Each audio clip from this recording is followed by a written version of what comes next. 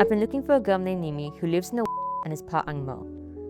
This is the message I received recently, carefully worded just to bait my response, just to see if I'd slip up, confirm a name, hand over a piece of my real life to satisfy a stranger's curiosity. That's a small thing, but it's a perfect snapshot of the reality I've been living behind the screen. When you choose to hide your face online, you do it under the illusion that you're in control. You build this wall of helmet visors, editing tricks, and strict personal rules. You tell yourself, as long as they can't see my face, my real life is safe. And for a while, that feels true. But at some point, I had to sit with the fact that no amount of careful editing was going to stop determined people. I'd done everything right, but it still was not enough. The wall wasn't protecting me, it was just making me harder to connect with. The scariest part was never the comments. It wasn't even the invasive messages. It was when entitlement crossed into real life. When people treat my home address like gossip currency. When someone shows up near where I live, revving their engines, looking for a reaction.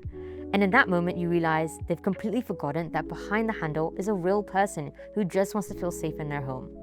And this isn't unique to me. It's a strange parasocial trade-off that content creators everywhere are dealing with.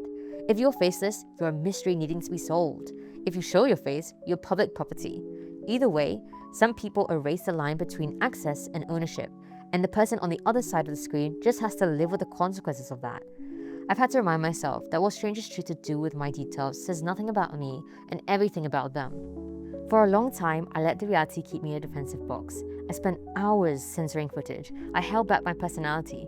I stayed hidden at real events, not out of ego or purposely trying to be mysterious, but out of genuine consideration. It was my choice to be anonymous, and I never wanted to put the burden on other people to censor me just because I was in the shot.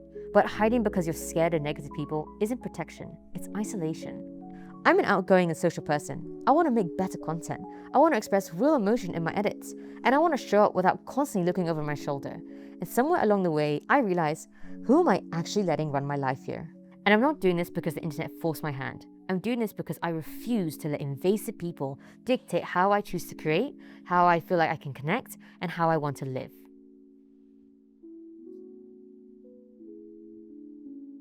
And before I say what comes next, I want to say something, and I want to say it clearly.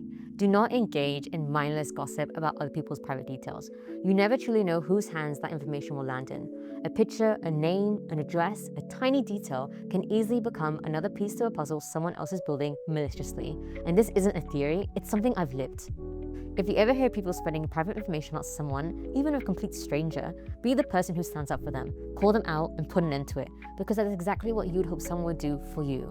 And that's all I'll say on that. To everyone who's been here from the beginning, who's respected the boundary without being asked twice, who showed up with genuine intention, I see you. And the support has meant more to me than you probably realize. This video isn't about my reveal, it's about me deciding to be more present, make better content, and connect with you without an artificial wall between us. I really value human connection far more than I fear digital noise, and I think it's time we actually showed that. My personal boundaries still stand, but as far as this channel goes, I'm stepping out. So let's start the next chapter more openly.